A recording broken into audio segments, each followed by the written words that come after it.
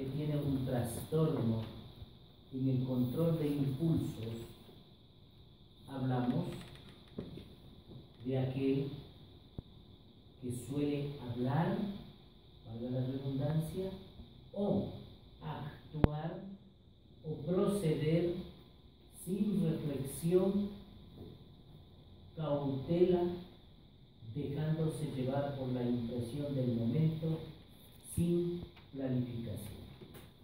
Eso dice incluso la versión de la Real Academia Española de la Lengua. Cuando nosotros hablamos de la impulsividad, es ese hablar o actuar sin reflexión, abruptamente, bruscamente, sin una capacidad de razonamiento, análisis, cuestionamiento, ni nada más. En psiquiatría, nosotros decimos que es una dimensión de la personalidad caracterizada por la aparición de una conducta o comportamientos en forma súbita, violenta, igual, sin planificación, algún estímulo, necesidad interna, o como resultado de una reacción a estímulos del ambiente, sin que la persona o el sujeto evalúe las consecuencias negativas para sí o para terceros.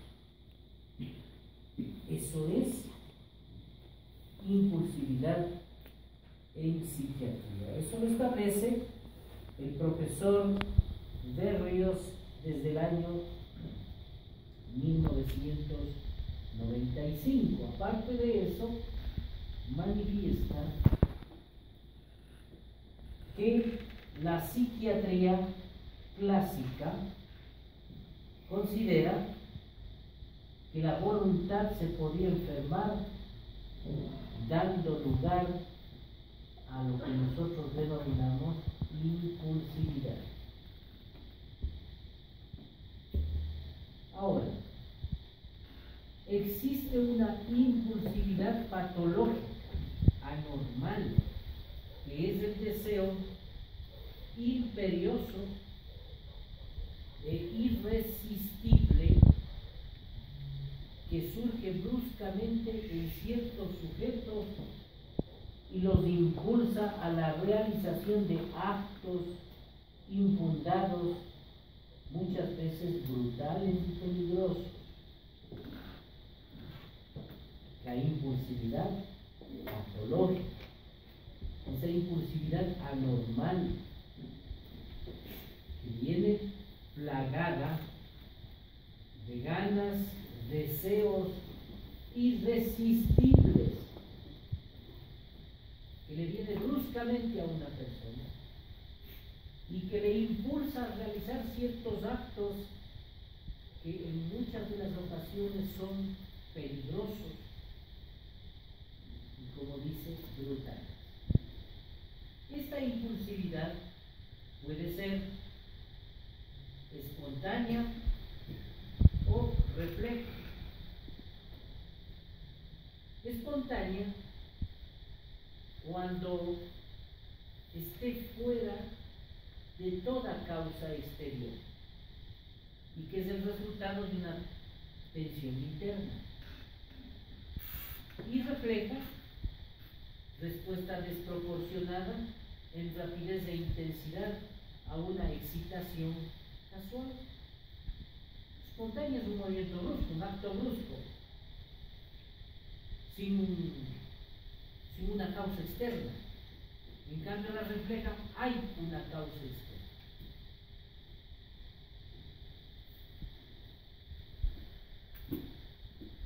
Podemos nosotros evaluar o analizar este proceso de la impulsividad como síntoma que es la tendencia a provocar actos perjudiciales sin premeditación o planificación previa. Esto va a producir obviamente en la persona o en el sujeto un deterioro en su funcionamiento psicosocial. Debe haber un acto de premeditación, debe haber un acto, de perjuicio sin premeditar, de daño sin pensar, sin planificación. Y obviamente que deteriora, que va a producir alguna lesión en el funcionamiento psicosocial. Este se llama el trastorno o la impulsividad como síntoma de alguna patología. Puede ser también el impulso o la impulsividad un tipo específico de agresión. Obviamente en las agresiones impulsivas se perciben los estímulos medioambientales como amenazantes y se responde de manera inmediata con agresividad.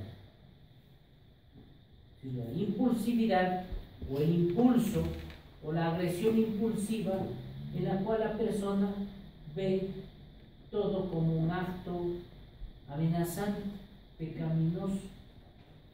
Es parte de un trastorno mental.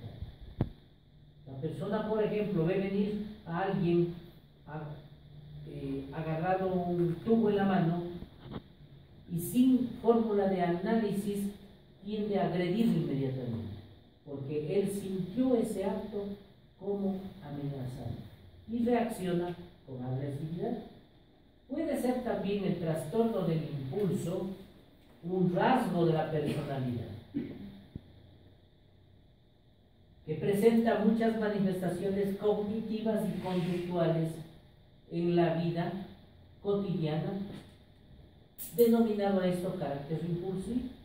Hay personas que ya por naturaleza son impulsivas, violentas, tienen reacciones violentas, sin control, sin planificación, ante cualquier estímulo externo o interno. Clásico estímulo interno, tienen algún contratiempo hacia adentro, algún contratiempo emocional hacia adentro, saca su mano y golpea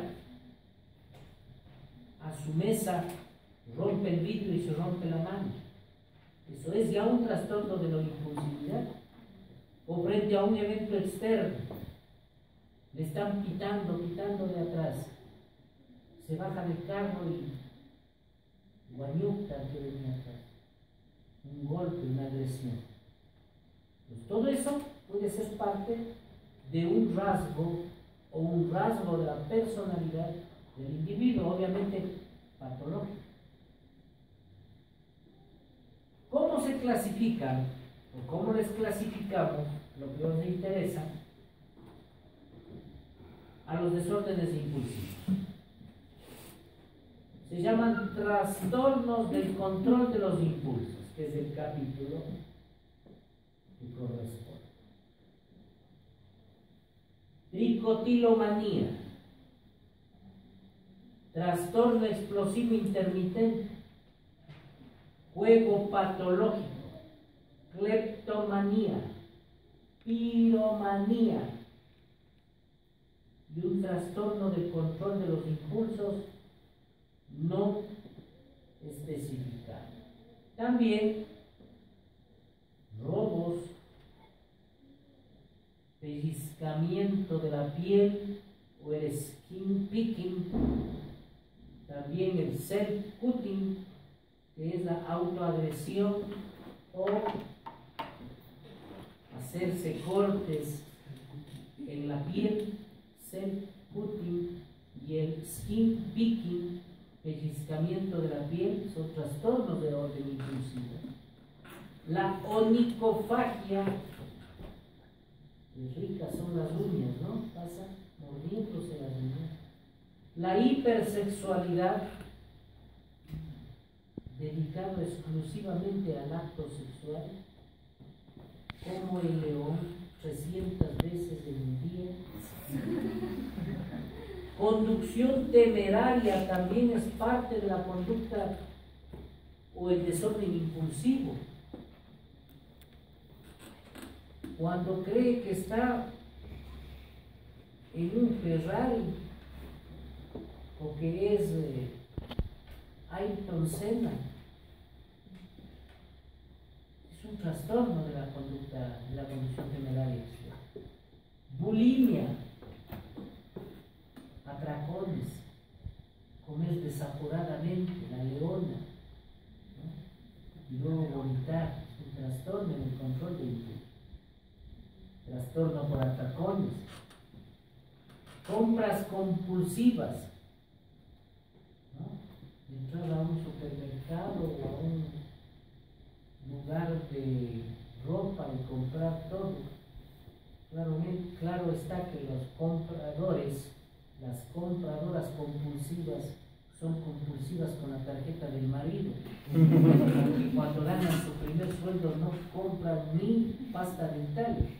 Pero eso sí, con la tarjeta del marido son campeones, o viceversa, ahora que los tiempos cambian y que encontramos, a diferencia de mi época, que es casi del precámbrico, yo estudié medicina, había solamente 4 mujeres en el paralelo, ahora hay 4 machos alfa en el paralelo.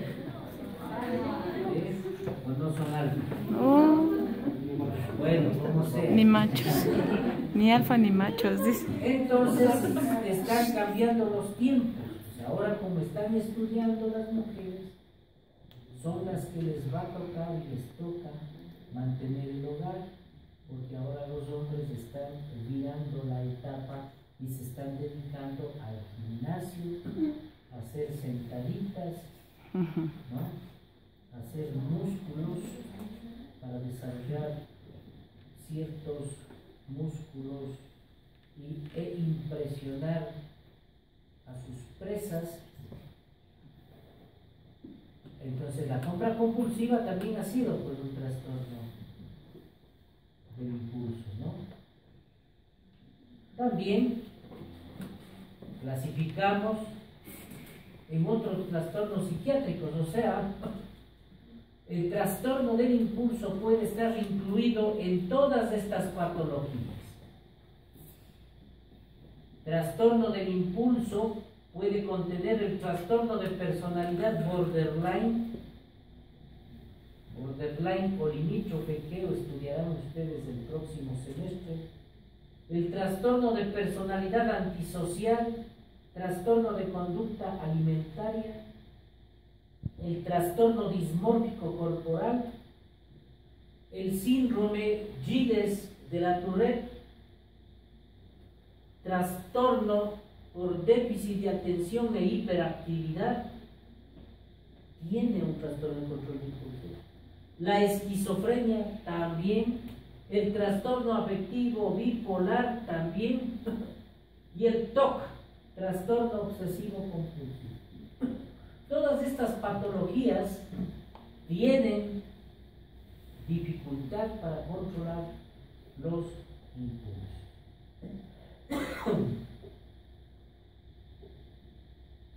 ¿Cuál es la explicación neuroanatómica?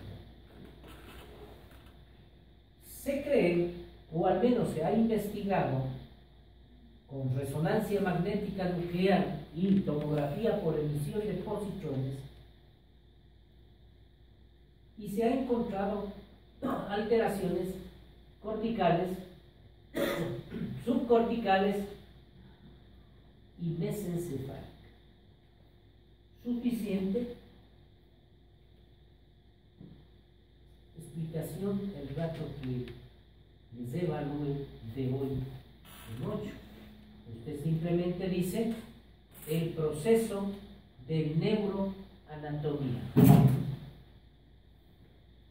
de naturaleza cortical, subcortical, mesencefálica. Cuando yo le pregunte en la evaluación la próxima semana y le diga, a ver, mijis o mijín, el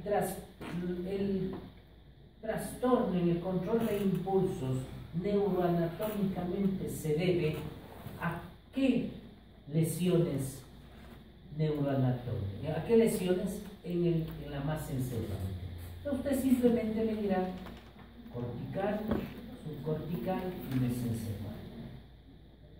Pero ahí me acordaré quienes no están presentes en las reivindicaciones de los médicos como si estuvieran estudiando para antropólogos y que no van a las luchas de los médicos.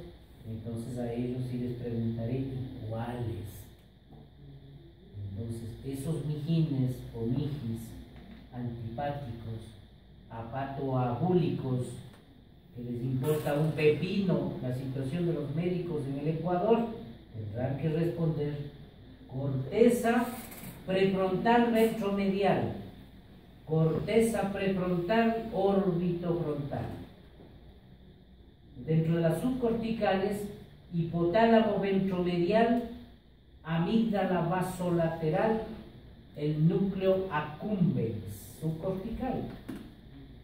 Y las mesencefálicas, área tegmen ventral y núcleo dorsal del RAFE. Esos van a ser los elementos neuroanatómicos que posiblemente intervienen en la patología del control del virus. El córtex prefrontal es una de las áreas más altamente interconectadas con otras regiones del córtex humano. Se conocen, aparte de estas, interconexiones masivas con los lóbulos parietales, temporales, regiones límbicas, gangliobasales y cerebelo. Y para los más antipáticos tienen que responder esto, porque yo le decir, a ver, ¿y qué área prefrontal es la que interviene en la patología del control de impulsos? Tendrá que decir dorsolateral 9:46, área de Brodmann, corteza orbitofrontal 11, 12, 13, 14, 25, 32 y 47, área de Brodmann, y corteza ventromedial 24, 25 y 32, sector interno 6, 8, 9 y 10, áreas de Brodmann, por antipático o antipática, por no estar en solidaridad con la dramática situación de los galenos. La corteza prefrontal, ¿cómo así interviene en el trastorno, en el control de impulso? Por ejemplo, la corteza dorsolateral interviene en la memoria del trabajo. En la memoria del trabajo. Memoriza las actividades que guardan relación con el trabajo. En la atención selectiva también interviene el área prefrontal.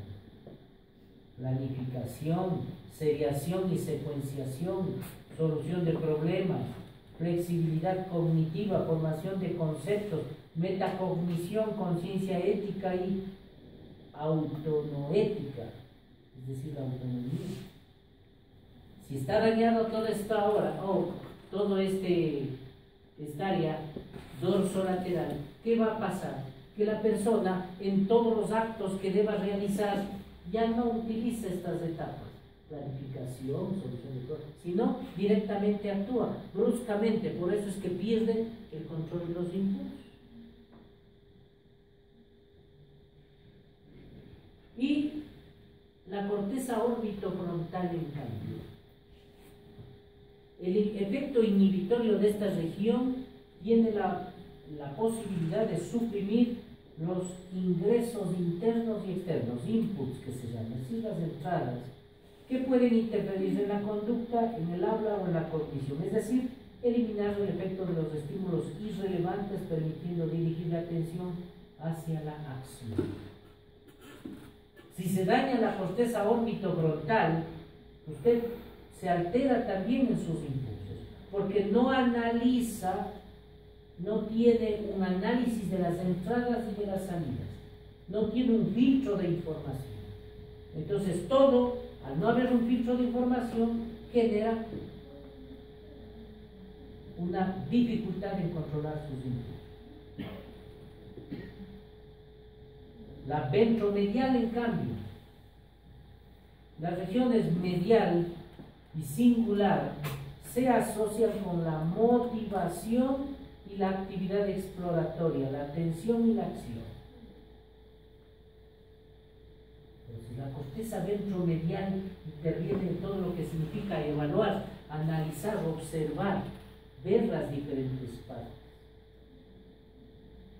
Las lesiones de estas zonas producen trastornos de la motivación, mutismo, conductas de imitación, acusada apatía, incapacidad para realizar respuestas evitativas y en general poca capacidad de respuesta. Entonces ahí suararás las habas la persona. Si se le dañó el área prefrontal, ventromedial, orbitofrontal y dorsolateral, justamente está deteriorada esa área, por eso es que hace, como decía mi abuelita, con tontera y todo, ¿no? No mide las consecuencias, ¿no? Hace nomás, bruscamente, abruptamente. Están dañadas sus áreas de análisis, del control del ingreso, salida de información. Está dañada el área que genera planes, planificación, respuestas.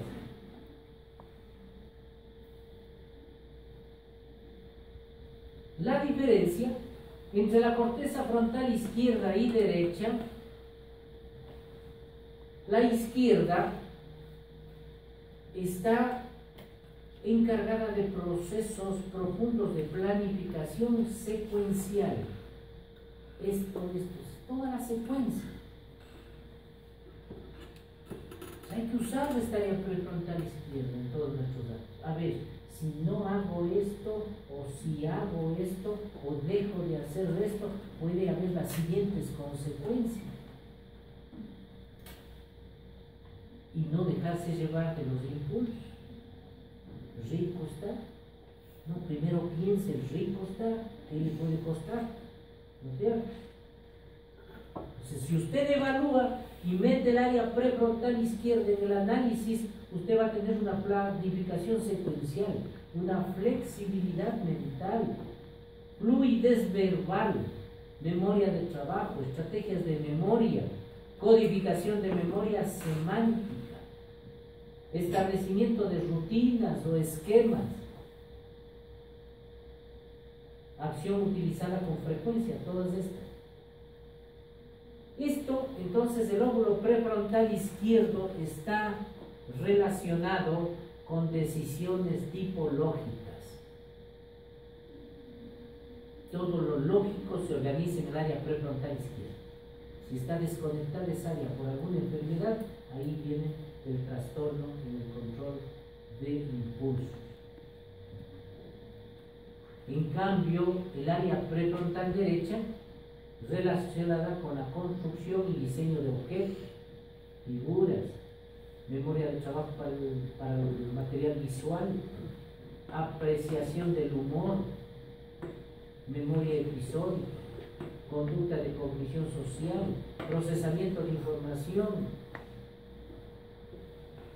y se asocia con situaciones subjetivas y adaptativas que no son necesariamente lógicas, son relativas al momento y el espacio en particular. No es así de simple entonces el trastorno del control de impulso. Y ahí está el circuito fronto-subcortical que interviene en el control de los impulsos. La corteza, el striatum, el tálamo y al espacio subcortical con el colículo y todas las áreas de los correspondientes a los ganglios basales. De ahí vienen el circuito motor, circuito oculomotor, frontodorsolateral, orbitolateral, circuito singular anterior.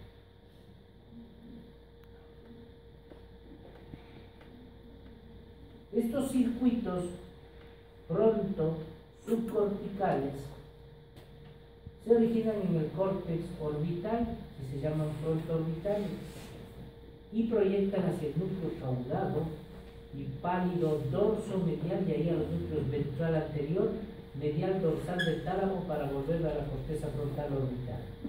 Ustedes, de lo que ya han escuchado, están observando y palpando que por eso es que las personas que se les daña estos circuitos son impulsivas. Ya no depende de ellos. Ya no depende.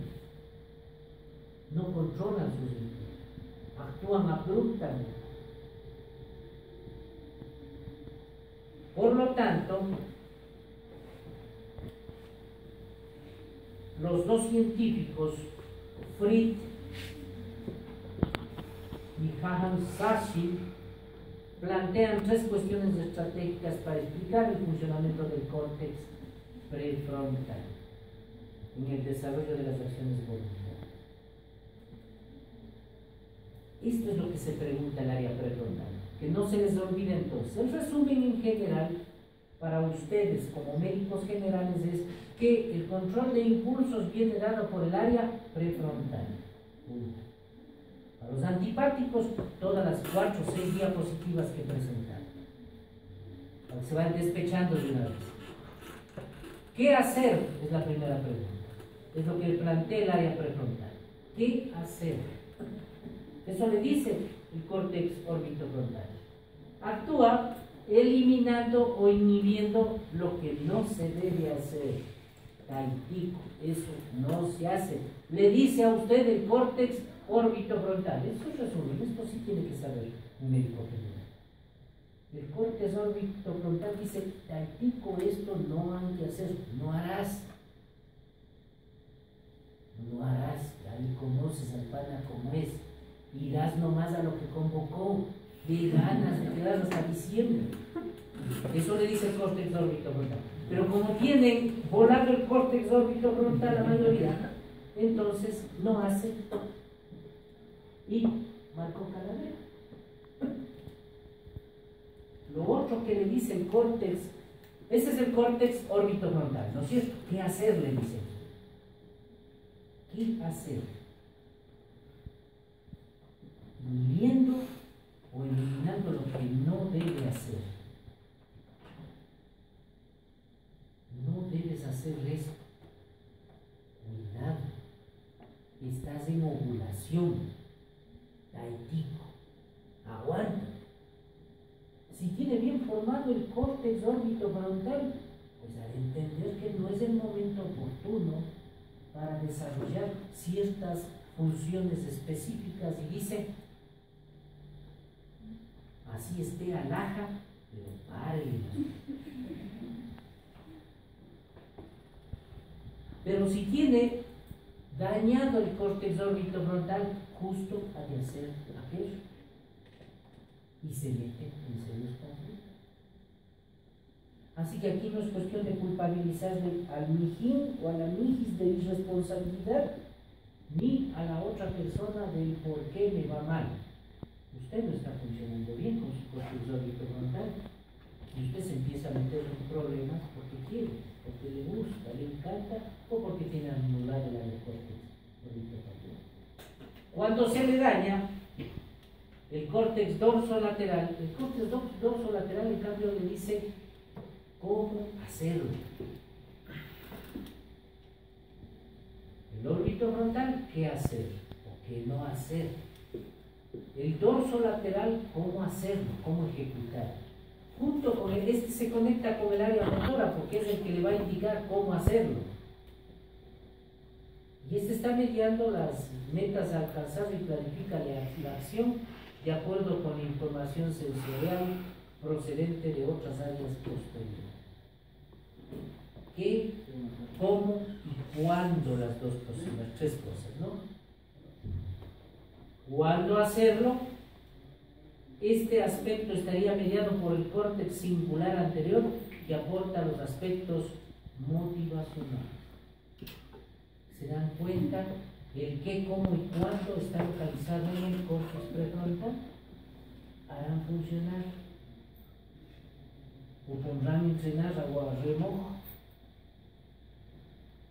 Esa es la parte que más deben usar ustedes para evitar cometer actos sin el respectivo análisis, sin el respectivo raciocinio o razonamiento. Ahí está. ¿Cuáles van a ser las características de la lesión del córtex prefrontal? Obviamente, disminución de la planificación, de la ejecución, organización, dificultad para realizar actos previamente concebidos, disminución de la relación o insight, que se llama reconocerse a sí mismo, mucha distracción, distraibilidad, la habilidad emocional. Ahí está el córtex prefrontal. Las personas que lloran, disminución de la espontaneidad, y hay que llevarles a latigazos, como que no tienen esa espontaneidad en las cosas. Disminución de la emisión de palabras, control del uso de palabras. Incontinencia urinaria, disminución de la emisión de verbos, prosodia, y tienen una actividad explosiva. Se dan cuenta el córtex prefrontal.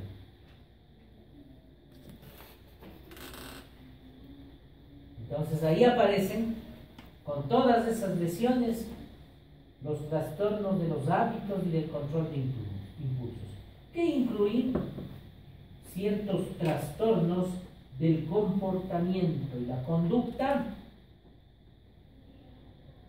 que están caracterizados por actos repetitivos, que no tienen una motivación racional clara y que generalmente dañan los intereses del propio enfermo y de los demás. El enfermo suele decir que el comportamiento se acompaña de impulsos a la acción que no pueden controlar. Eso dice el mismo paciente. La etiología de estos trastornos no está clara y se agrupan juntos debido a las grandes semejanzas descriptivas, pero no porque se sepa que comparten algún rasgo sintomatológico importante. Eso, yo no puedo controlar mis impulsos y hago. No puedo controlar mi motórica, pero hago. Y hago daño a otras personas, que es lo más grave. ¿Cuáles son, de acuerdo al serie 10? Trastornos de los hábitos y del control de impulsos. Es el tema general. Ludopatía, piromanía, cleptomanía, tricotilomanía. Ludopatía, necesidad compulsiva de jugar a algo. 40, baraja, rumbo, cartas en general, boca. Piromanía, los que incendian, ¿no? Producen incendios, matando a un montón de animalitos de la vegetación, son enfermedades. Cleptomanía, cleptomanía es el acto impulsivo de coger cosas que no le pertenecen, pero que tampoco le sirven para nada. Esa es la diferencia con el robo, porque el robo en cambio es tomar algo, pero que sí le sirve. El cleptómano coge un montón de cosas que pronto tiene y el estero del compañero en el bolsillo, las gafas del compañero en el bolsillo, y ni siquiera le siguen, pero siguen, acumula el cleptómano. Es una enfermedad. Tricotilomanía, estarse sacando los cabellos, ¿no? Comiéndose.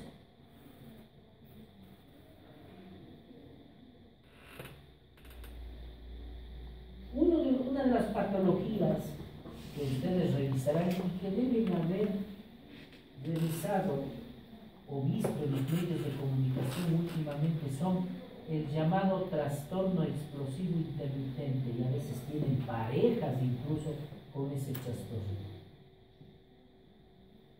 Son los clásicos bueyes mansos, tranquilito, medio mudo a 10, media chuncha, nomás así, pero de pronto escondas, es capaz de asesinarlo en cualquier momento. Entonces se llama trastorno explosivo intermitente, es una patología caracterizado por episodios aislados de pérdida del control de los impulsos agresivos, desproporcionados en relación al desencadenante, con una normalidad de la conducta interepisódica. ¿Qué significa? Son pacientes que están tranquilitos entre trastorno y trastorno, mansas palomas, alhaja al sabencillo. Si la guagua es una alhaja, tranquilos el joven, agradables el joven. Ay, el novio no. ¿Qué también pasará? Porque entre la crisis no pasa nada. Pero en cambio tiene reacciones desproporcionadas y muy agresivas. Característica común: incapacidad o fracaso para resistirse al impulso o a la tentación de llevar a cabo una acción. Esta acción puede ser perjudicial para uno o para los demás. Se acompaña de una sensación creciente de tensión previa, posterior, placer, gratificación o liberación. Puede aparecer también después de eso sentimiento de culpa, arrepentimiento. Son conductas por lo general egosintónicas. Eso significa que el paciente se siente bien cuando comete ese acto. Curso y pronóstico: se inicia en la adolescencia, el 80% son hombres con alta dependencia al alcohol, inestabilidad emocional, pérdida de empleo y conductas ilegales. Por lo general son antisociales. Para ellos hay que utilizar tratamiento que lo revisaremos el próximo semestre. Cleptomanía. Ahí ven a una persona cleptómana. Tiene la bola de zapatos, pero igual roba zapatos. Yo he visto, el otro día vi a una persona cleptómana, a una guagua físicamente bien puesta. Sí, llamaba mucho la atención en lo físico. Y era una cleptómana. ¿Por qué? Porque se le veía de muy buenas condiciones económicas, pero se acercaba al Supermaxi, se abría los chocolates, se comía y botaba los papeles de la cleptomanía. No tiene la necesidad de hacerlo eso porque puede pagar, ¿no es cierto? Pero sin embargo no lo hace. Se han hecho. Cleptomanía. Necesidad entonces o impulso irresistible, recurrente e intrusivo de sustraer objetos que no son necesarios para el uso personal o que carecen de valor económico. Sí puede ser de uso personal, pues va a chuparse el chupete o el caramelo, pero no es tan caro como para que no pueda ir a pagar. Sí está claro eso, ¿no? La cleptomanía se caracteriza por una sensación de tensión creciente previa al hurto, previa a cogerse, a tomarse esas cosas. seguida de una experiencia de gratificación o alivio. Luego de que toma eso, se pone tranquila y posteriormente presenta sentimiento de culpa,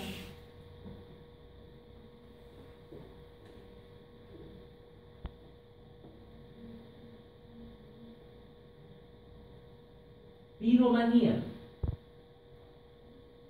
otro trastorno de impulso. Se describe como la repetida conducta de planear y provocar incendios sin motivación y como respuesta a un impulso no controlado. No puede controlar esos impulsos. Sensación interna de tensión o actividad emocional. Muestran habitualmente una enorme fascinación, interés, curiosidad y atracción por el juego. Hay ausencia de remordimiento. Suele iniciarse en infancia, más frecuente en los hombres, en los alcohólicos y son parte de las conductas antisociales. Tricotilomanía. Término acuñado por Hallock en 1889. Bueno, eso no tiene que saber, excepto el antipático, la antipática, que sí tiene que venir estudiando todo eso por Gil, ¿no? Le voy a preguntar quién acuñó el término de tricotilomanía, ni siquiera tricotilomanía de saber pronunciar, peor el nombre del que acuñó el término, peor en qué año. Y se caracteriza por el arrancamiento del propio cabello que da lugar a una pérdida perceptible del mismo. Sensación creciente de pérdida previa, tensión previa y sensación de bienestar luego de la liberación posterior. Juego patológico o ludopatía.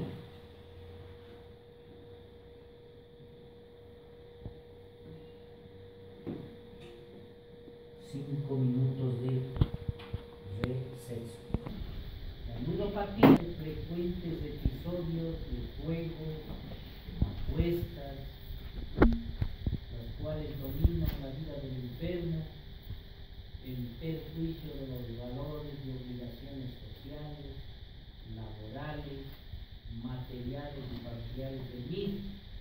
Son esas personas que entran a jugar 40 a las 8 de la mañana y no van desayunando, no desayunan, no almuerzan, no meriendan, se amanecen al otro día, siguen, no desayunan, no almuerzan, no meriendan, siguen al otro día igual y salen perdiendo todo el dinero. Eso se llama juego patológico.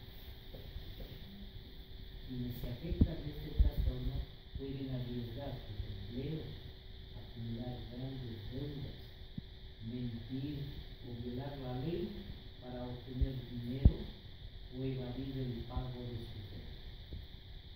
Los enfermos describen la presencia de un deseo imperioso, profundo, intenso, para jugar, lo cual es difícil controlar por parte de ellos, junto con ideas, imágenes insistentes del acto lúdico, que le vuelve más tentador al juego. Se denomina también a la ludopatía juego compulsivo.